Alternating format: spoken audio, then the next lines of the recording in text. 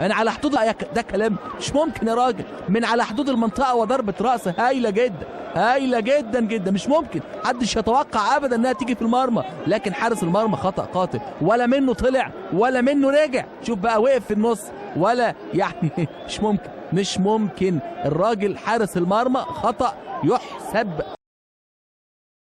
2000 رواندا 2011 لما فاز منتخب مصر 3 كانوا خسران 2-0 هناك، وفاز منتخب مصر 3 أهداف مقابل لا شيء، ووصل منتخب مصر للتصفيات الافريقيه. كان هو ده حارس المرمى.